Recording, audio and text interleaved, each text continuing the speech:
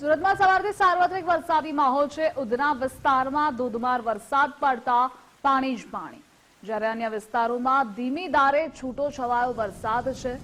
રસ્તાઓ પર સામાન્ય પાણી ભરાવાના દ્રશ્યો પણ છે। ડિંડોલી ગરનાળામાં વરસાદી પાણીનો ભરાવો થયો છે, તો હાલાકી લોકો ભોગવી રહ્યા છે। ઉધનાના આ દ્રશ્યો છે। ફરી એકવાર વરસાદી આફત સુરત પર આવી પહોંચી છે।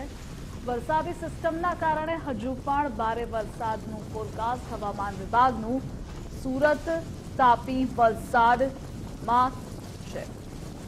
તો ઉધનામાં પણ વરસાદી માહોલના કારણે કમર સુધીના પાણી ભરાયેલા છે। ગરનાળામાં વરસાદી પાણીનો ભરાવો થયો છે। લોકોને પસાર થવું પણ મુશ્કેલ બની ગયું છે। તો સુરતમાં સાર્વત્રિક વરસાદ બાદ પાણી જ પાણી।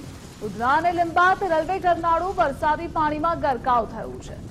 ગરનાળું વરસાદી પાણીમાં ગરકાવ થતા હાલાકી વાહન ચાલકો ભોગવી રહ્યા છે। દ્રશ્યોમાં આપ જુઓ કે કમર સુધીના પાણી ભરાયેલા છે। લોકો અહીંયાથી જીવના જોખમે પસાર થઈ રહ્યા છે। વૈકલ્પિક વ્યવસ્થા માટે ફ્લાયઓવર બ્રિજનો લોકોને ઉપયોગ કરવો પડી રહ્યો છે।